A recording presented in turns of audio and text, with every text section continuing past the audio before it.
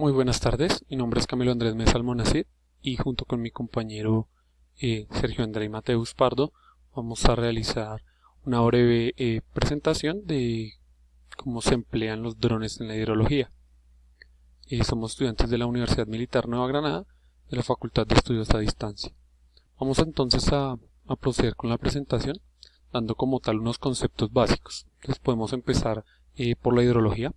Básicamente, la hidrología es la ciencia que estudia el agua y que se encuentra en el planeta Tierra y la obtención de este agua pues por los diferentes medios, bien sea por la lluvia, por la nieve, por el hielo o por condensación.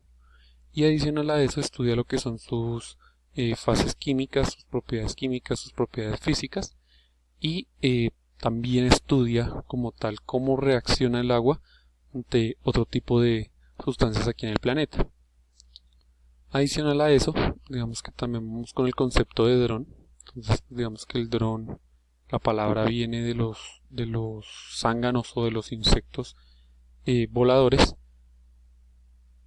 pues digamos que por el mismo tipo de construcción que tiene la nave y su parecido y el zumbido que generan este tipo de herramientas. Básicamente los drones son sistemas no tripulados que se controlan a distancia. Se usan en diferentes ámbitos, por decirlo de alguna manera. Podemos encontrarlos en agricultura, en estudios geológicos, en construcción. Lo podemos encontrar también para el tema de fotografía, para el tema de simplemente utilizarlos como medio de entretenimiento. Pero pues en el caso de esta presentación, digamos que vamos a irnos un poco más simplemente es por lo que se trata de la hidrología. Entonces, cómo se emplean y qué tipo de drones se emplean en la hidrología. Entonces, digamos que los drones como tal están separados en diferentes categorías, pero hay una categoría que los abarca a todos, que es una categoría que se conoce como UAS, donde se encuentran, digamos que todos los tipos de drones. Y asimismo, digamos que hay una subcategoría donde tenemos a los UAV, que son como tal aeronaves, y tenemos los drones ROV, que por lo general son submarinos. Entonces, pues digamos que también hay categorías como los RPA, por ejemplo, que son la simple aeronave, y los RPAS, que ya hablamos de la aeronave, con el sistema que le permite volar, que normalmente pues los RPAS cuentan con control humano como tal, o sea, hay una persona a distancia con un celular, con una computadora, con una camioneta, con satélites o con antenas que permiten, digamos que controlar el dron a distancia.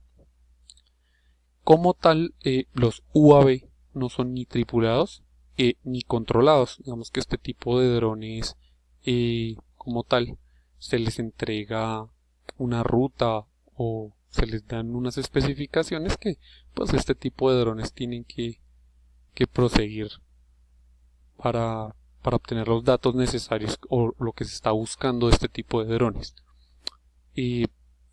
Digamos que los UAV tienen una serie de desventajas, entre las cuales digamos que podemos encontrar que los UAV están restringidos por el retraso en las emisiones. Entonces digamos que en ciertas circunstancias pueden llegar a tener mal funcionamiento. Adicional a eso, pues digamos que al ser aéreos los afectan los fenómenos naturales o los fenómenos físicos.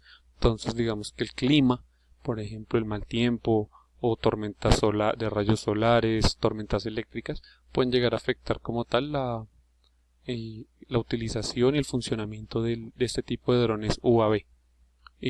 Otro tipo de desventajas que tienen, pues el tema del combustible, a veces el alcance, el tamaño, este tipo de cosas, pues influyen. Los UAV básicamente se pueden categorizar en tres tipos, entre los grandes, los medianos y los pequeños.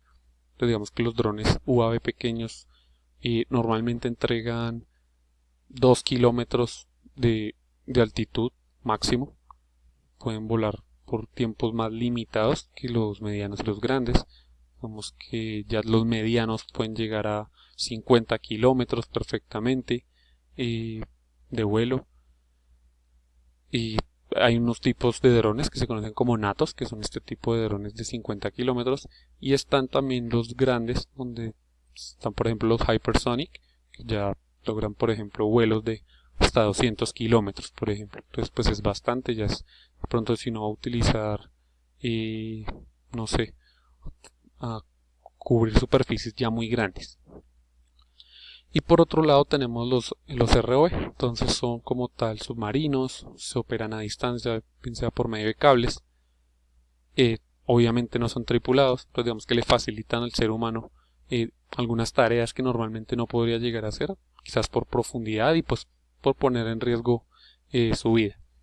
Al igual que los UAV están categorizados, entonces están los pequeños, por ejemplo los ROV pequeños son drones que no pesan más de 10 kilogramos. Cuentan con iluminación, cuentan con una cámara de foto o de video y pues digamos que se utilizan más que todo es para observación. Ya los drones medianos ROV, digamos que tienen unos pesos ya más grandes, ya pueden estar entre 100 200 kilogramos y ya aparte de las luces y las cámaras pues cuentan con otro tipo de herramientas que les permiten como tal tomar muestras, incluso se pueden sumergir a 1 kilómetro de profundidad. Y por otro lado tenemos ya lo que son los ROV ya más grandes. Estamos hablando de drones del tamaño de un automóvil. Pueden llegar a pesar 2 toneladas. Y tienen digamos que múltiples funciones y los pueden digamos que controlar desde 2 sitios diferentes, 2 personas al mismo tiempo. Por el mismo tamaño. Y ya son capaces de llegar a profundidades de 4 kilómetros. O sea, unas cosas ya bastante grandes.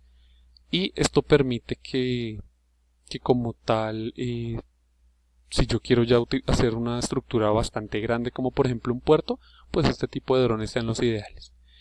Digamos que estos drones sumergibles, pues digamos que buscan estudiar el lecho marino, tomar muestras, ver si el agua está contaminada, y con todo este tipo de información, pues digamos que también uno puede llegar a estudios bastante grandes, como por ejemplo áreas que necesite cubrir. Entonces ahí pueden trabajar de la mano tanto drones UAV como drones. Digamos que aquí en la presentación tenemos un ejemplo de una cartografía bajo el agua. Entonces ahí se están utilizando los dos drones, básicamente el aéreo y el submarino, con el fin de detallar zonas muy amplias y pues de, como dice ahí, limitar ciertas partes que un solo dron de pronto no podría llegar a cubrir. Entonces se complementa tanto el dron que está en la parte superior y el dron que se encuentra en la parte inferior o en la parte dentro del agua. Entonces ahí podemos ver en tiempo real lo que sería la cartografía del océano en este caso. Los dejo con mi compañero Sergio Mateus, él nos va a complementar un poco más las aplicaciones de este tipo de drones.